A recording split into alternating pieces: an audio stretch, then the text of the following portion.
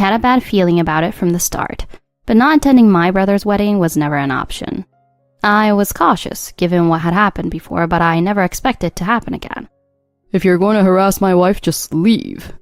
Standing behind him was the bride, Emma, who didn't even try to hide her smirk. I took a deep breath. Wake up before you get hurt. If that didn't get through to them, I'd have to make them face reality. At that moment, an unexpected voice spoke up. What are you talking about? As shocking truths were revealed one after another, their faces grew more and more shocked. My name is Sarah Inman, and I'm 40 years old. I'm an ordinary office worker at a company.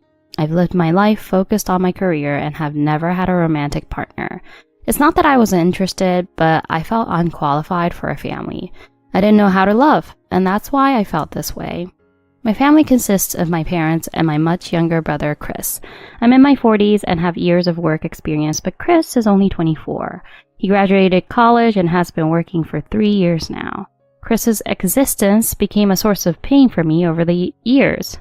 Chris was my parents' long-awaited second child. After I was born, my mother struggled with infertility and never paid much attention to me. Even when I got good grades, it was treated as nothing special. I'm old enough now not to care about praise, but as a child, it hurt deeply. I craved their love, but never dared to ask for it. One day, their faces lit up with joy. You're going to have a sibling. My father said that, and my mother cried with joy. It wasn't just joy, it was like a celebration. Once they found out about the pregnancy, they left me with my grandparents to celebrate over a meal. From the time Chris was in the womb, my mother would sing lullabies, and my father eagerly bought baby supplies. We can't use Sarah's old stuff for Chris. That's right, it's cheap anyway, let's toss it. As a teenager, I overheard these conversations and felt my heart harden. But I pretended not to notice because I was the older sister. When Chris was born, they threw a huge party with relatives, something they never did for me. I grew more and more resentful. My father had always wanted a son, so they doted on him endlessly. As Chris grew, I felt the gap between us widen. Even though I was still a child, I grew up fast emotionally and never learned how to seek affection. I don't think my parents meant to hurt me, but the words "because you're the older sister" became a curse to me. I grew up without knowing what family love was. That's why I decided to dedicate myself to my career instead of trying to build a family. And yet Chris constantly shattered those feelings. He was spoiled by our parents. They paid for all his tuition while I had to take out student loans and work to cover my expenses. I still remember my mother's cold words when I was a high school senior. If you don't get a full scholarship, we won't help with tuition at all. Determined to go to college, I earned a full scholarship and worked part-time to support myself. Our family wasn't struggling financially, but my parents refused to co-sign for a loan. We won't be your guarantors. If you mess up, it'll be Chris who suffers. That's how my parents treated me, the eldest daughter. Watching this, Chris naturally started treating me with the same disregard. Why are you always at home, sis? After I graduated from college, I worked from home, and Chris, only in elementary school at the time, asked me that with a smirk. He wasn't innocently asking, and there was malice behind it. My parents sighed and explained to Chris. Your sister's a failure, that's why. Don't turn out like her. I clenched my fists and glared at them. But they didn't notice. Since Chris was born, I was practically invisible to them. Chris grew up spoiled and selfish, even towards our grandparents. Our paternal grandparents had significant wealth, including real estate. By middle school, Chris was already trying to secure his place as their heir. He charmed them to ensure they would leave everything to him. I was the only one who knew about his true nature. You still have that miserable look on your face, sis. No wonder you're in your 40s and still single. One Mother's Day, I brought some flowers to my mom. Deep down, even at this age, I wanted to feel loved by her, but my hopes were crushed. Oh, you shouldn't have. Instead, could you help with our living expenses? We spent too much on Chris's education and our retirement funds are tight. Without hesitation, she threw the flowers into the trash. Chris washed with a smirk. I had already decided that this would be my last time coming home for holidays. Chris was talking about getting married, and I knew that things would only get worse. Even though Chris was irresponsible, once he started thinking about marriage, he began giving small gifts to our parents and grandparents. He was clearly trying to secure more money for the wedding. I had given gifts too, but they were never appreciated. My mother always said, "It's only natural for you to repay the people who raised you." She never once said thank you. Even Emma, Chris's fiancée, noticed the unfair treatment and would often laugh at me during family events. "Poor older sister."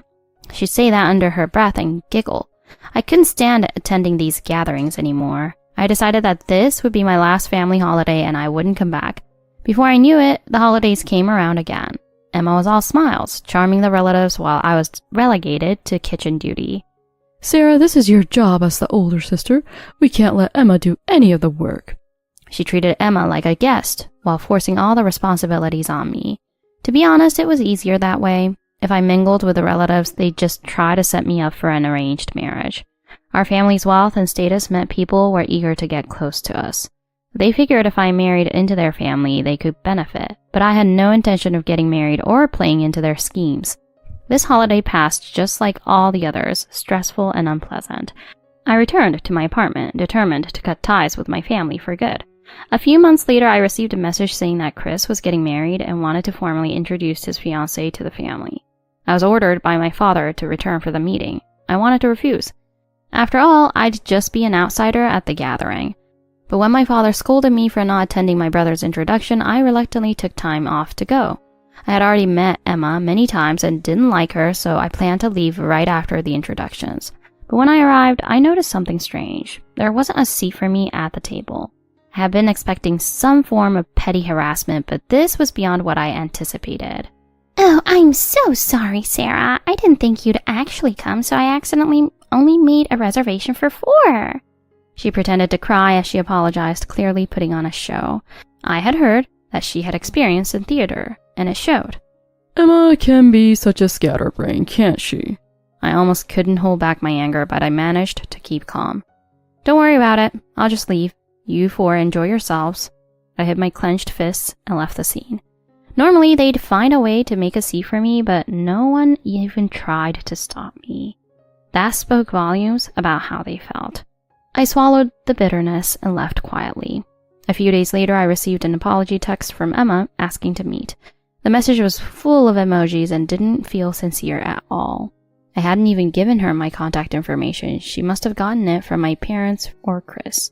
I didn't want to deal with them, but I agreed to meet her, thinking I might as well get it over with. The day we were supposed to meet, she showed up 2 hours late. "Oh my gosh, I'm so sorry. I accidentally gave you the wrong time." It was a ridiculous excuse, and I knew she was lying. She ignored all my calls during those 2 hours, and when she finally arrived, she wasn't even out of breath. She didn't feel the least bit sorry. "As an apology, I'll cover the meal today."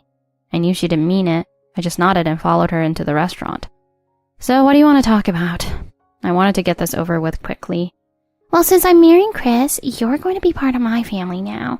And honestly, I'm not too thrilled about that." "Why not?" I asked, already knowing the answer.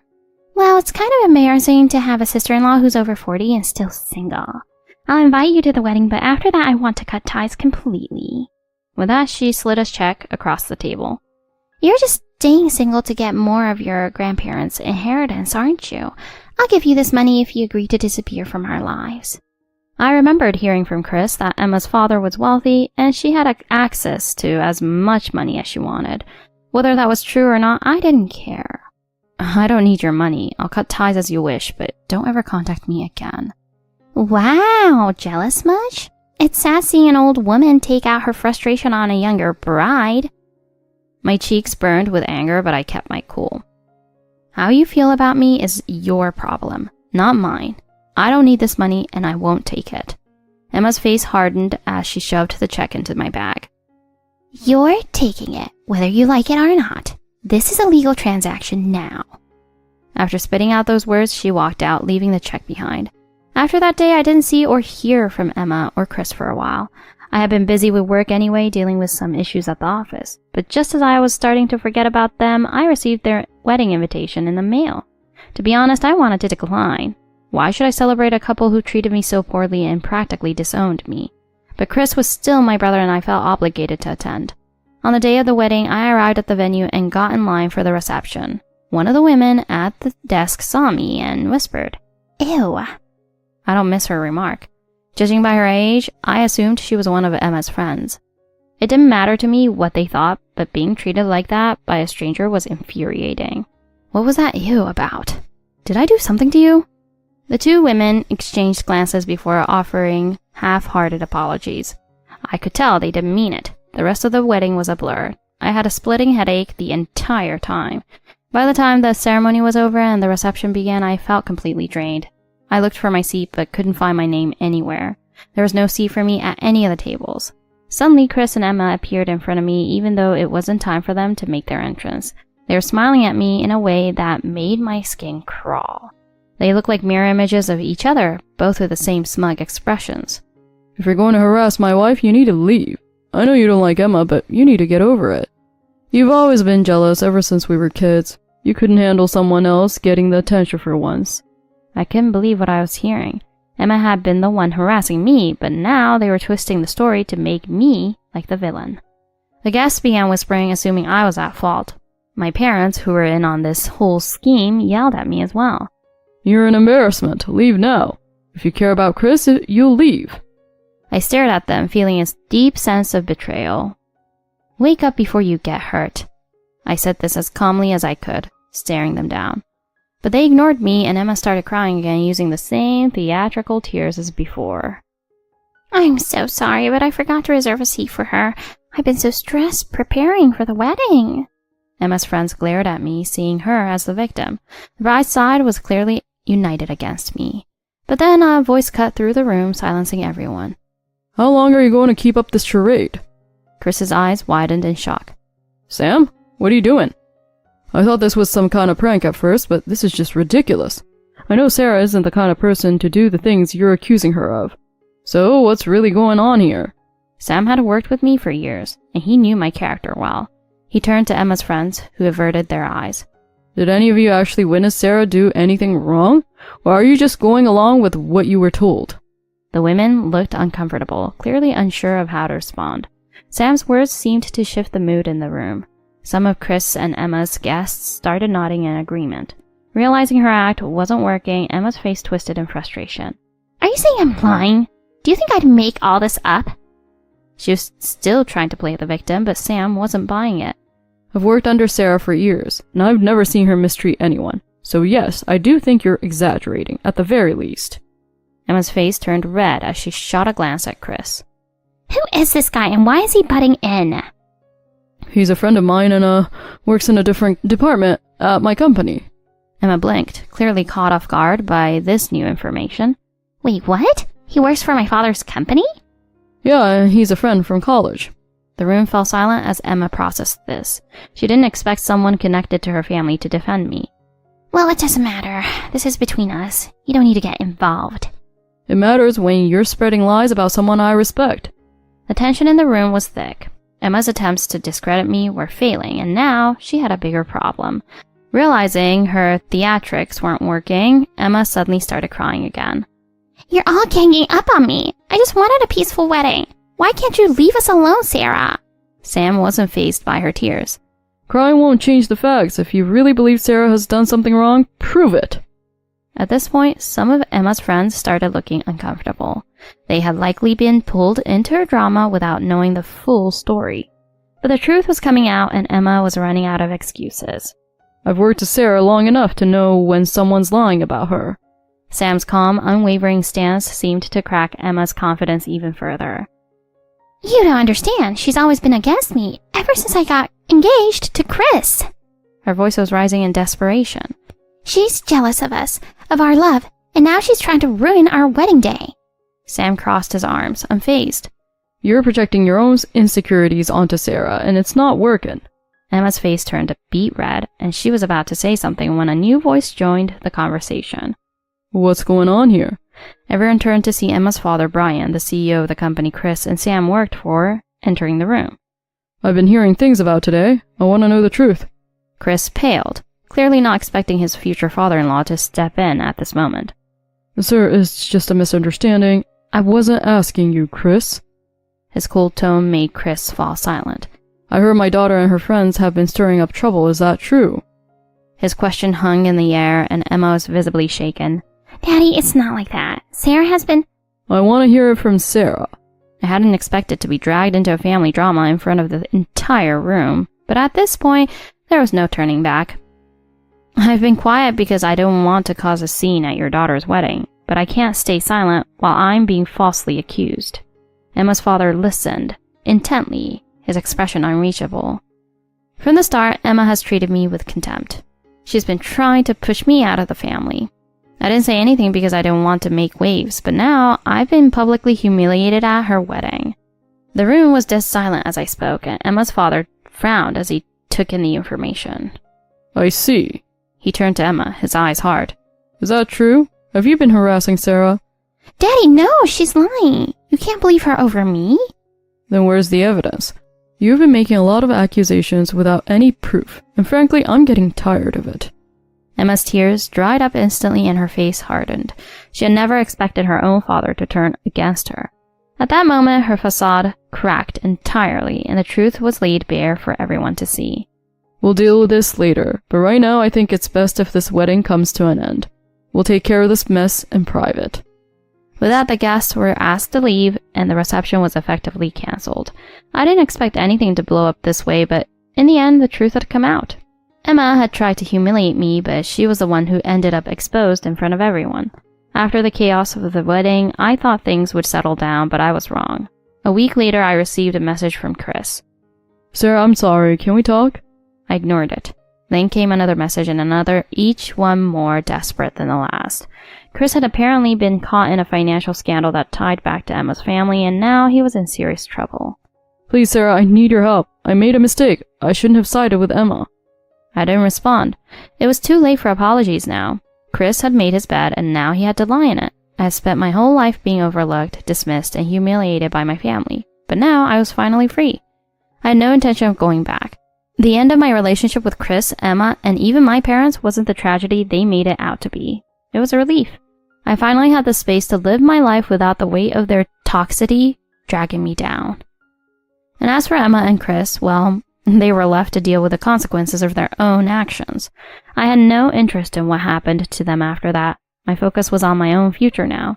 Little did I know that future would soon include someone I hadn't expected, Sam. A few weeks after the wedding debacle, Sam confessed his feelings for me. Sarah, I've admired you for a long time, and I think I'm falling in love with you.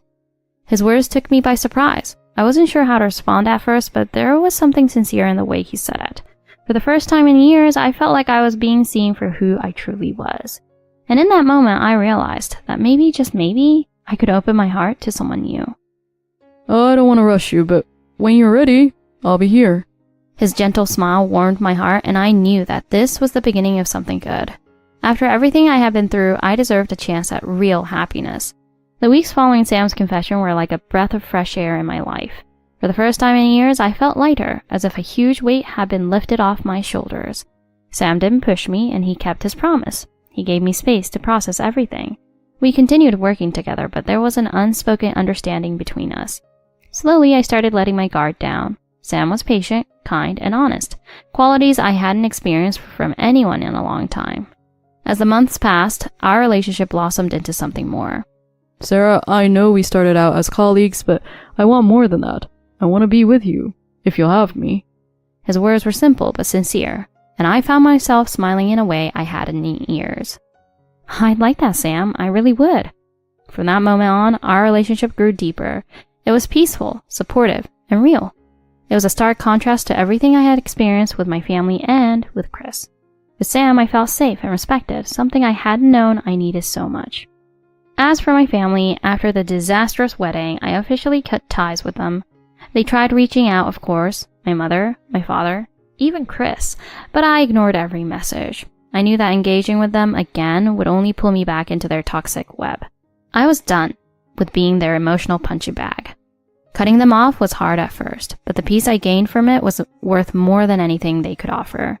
Sam supported me through it all, never once making me feel guilty for my decision.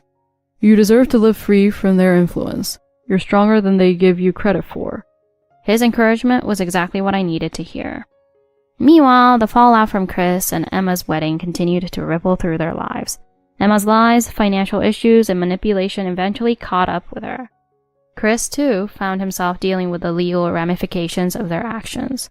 The last I heard, they were separated, and Chris was struggling to rebuild his life. I felt no satisfaction from hearing about their downfall.